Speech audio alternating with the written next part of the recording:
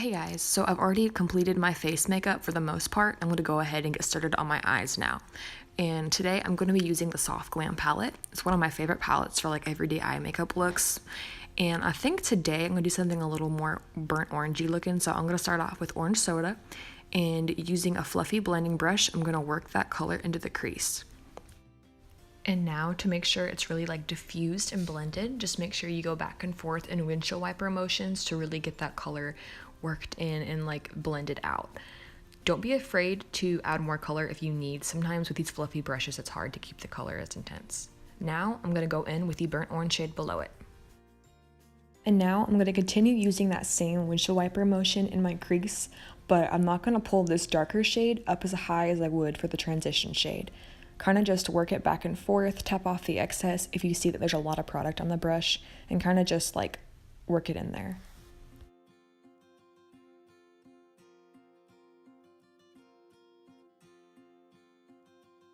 And basically right now I'm just working in and finishing off the other side, and in a second here I'm going to grab that same first fluffy brush we used for that orange soda shade just to kind of blend those two shades together and work off any harsh lines if there is any. Okay, so now I'm taking the mulberry shade and I'm just going to work that mainly into my outer V of my eye. Really focus it in the crease, but don't be afraid to pull it up just a little bit more to kind of like deepen that outer corner. Like right now, I'm using another clean, fluffy brush just to kind of blend that mulberry shade in with the burnt orange. I don't want to have like a harsh line, but I also don't want it to be like too blended. So you might have to go back in with that mulberry shade a couple times just to continue to build up the color. When it comes to dark shades of eyeshadow, less is more because you can always build it up, but it's really hard to like go from way too much product to like get the product off your eye without like totally ruining it. I'm gonna grab that same brush I used for the burnt orange shade and just kind of buff everything together. There's a little bit of product left on it, and that's totally okay. That will help kind of pull it all together. Now taking a flat top brush and a little bit more of that orange soda, but making sure to tap it off before I put it onto my eye. I'm just gonna go ahead and just diffuse the mulberry and burnt orange together with that orange soda just to make sure that there's still not any harsh lines on the top. And taking that small brush again, I'm just going to go ahead and work in the last tiny bit of mulberry just to make sure that it's dark enough to where I like it. I'm going to go ahead and put some dark shades on it again once I cut my crease, but for now I'm just trying to make sure it has a good base for me to cut my crease with.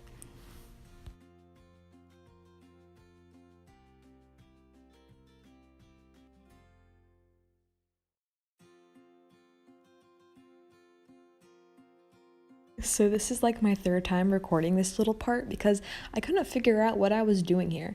But if I remember right, I think I'm just adding a little more burnt orange into the inner part of my crease just to kind of build it up, because if you don't have enough pigment on the inner corner when you're cutting your crease, it's really hard to see that nice line that a lot of like the Instagram models have and stuff like that.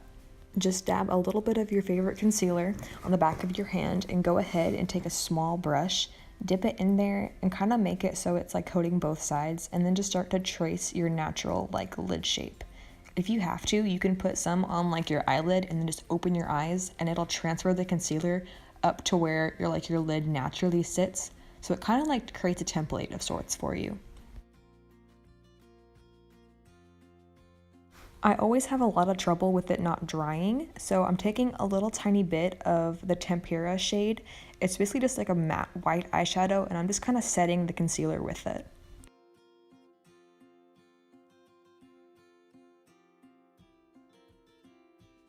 Don't stress out about this step. Really, once you get the hang of it, it's really easy. Just take your time, go slow, and don't open your eyes all the way if you're trying to like change your crease shape. Which you can do with this kind of stuff. I just don't really recommend it because it's kind of hard, and like I don't like doing it on myself personally. But yeah, just go ahead and set it really quick and then you will be good to go. And I can see in the mirror, like one side is up a little higher than the other, so I'm just gonna go into the other eye and kind of just match the sides. So when you look dead on in the mirror, there's not like a white line above your crease on one side, but like not on the other. Here I'm taking a little bit of that mulberry shade with a flat brush and just kind of pulling it in from the outer corner and just meeting it right there where your concealer like naturally fades out.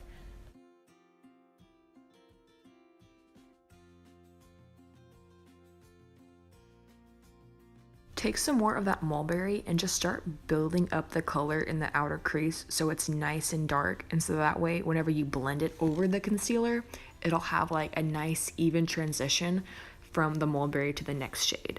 And now I'm dipping into sienna with the same flat brush, and I'm just gonna start patting and like swiping that color right where the concealer is next to the mulberry shade, so it has a nice like transition. I didn't like it as much as I thought I was going to, so now I'm just taking that burnt orange shade again and kind of like blending the two together so it's its own like unique shade. Keep on building up those colors on your lid until you're happy with them. You might need more burnt orange, you might need more sienna, you might need more mulberry. Just keep kind of like patting and swiping at it until you're happy with it.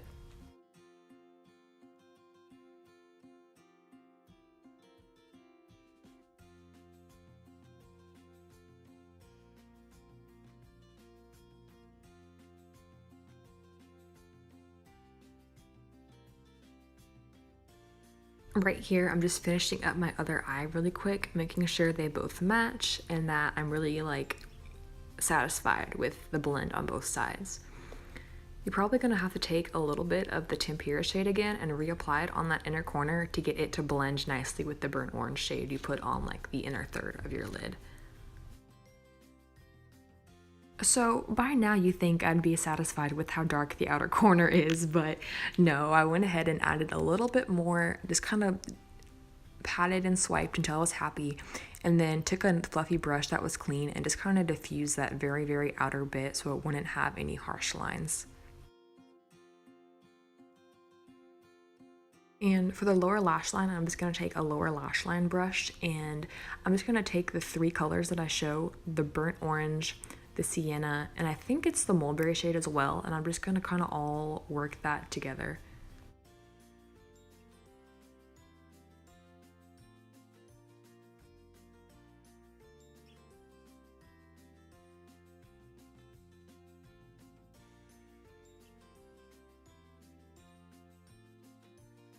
I'm finally happy with how it looks blending wise, so I'm going to go ahead and curl my lashes and apply mascara.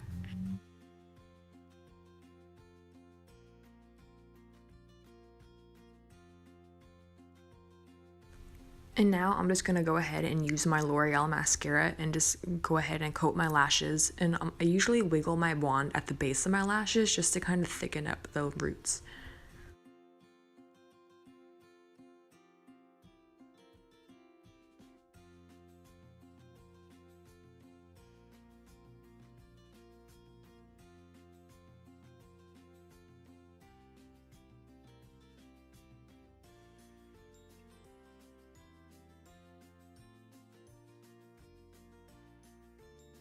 I'm going to go ahead and put the mascara on the bottom lashes just to finish up my eyes for the day.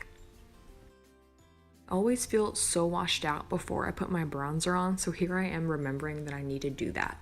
So I'm just taking my Too Faced Chocolate Soleil bronzer and my favorite bronzer brush and just working the color into my cheeks, the tops of my forehead, down the sides of my neck, my nose, just kind of trying to warm up my entire face.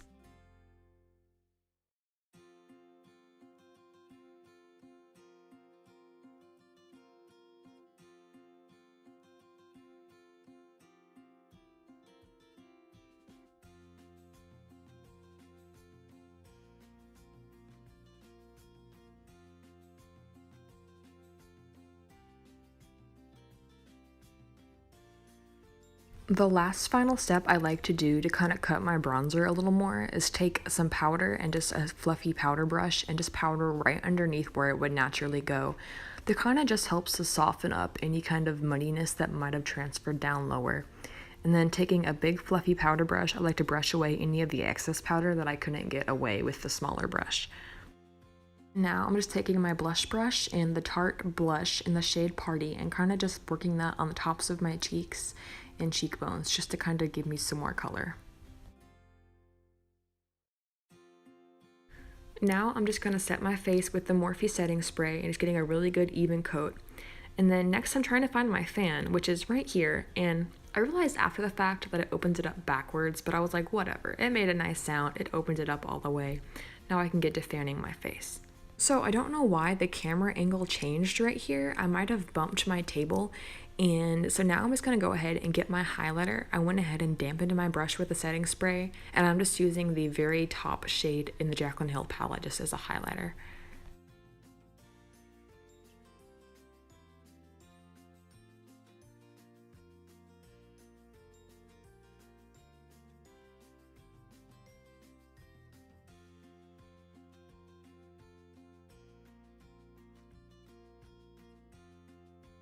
Now that I went ahead and highlighted my entire face, I decided that I would try to see if I wanted to wear lashes today. I was just about to go into work, and normally I don't wear lashes or makeup to work because I usually have to work so early. I'm just going to put both of the two styles on my eyes just to kind of see what it would look like if I did have lashes on. I think I end up not even wearing lashes at all, but it was kind of nice just to see what it would look like if I decided to wear the Kiss lashes or the House of Lashes lashes.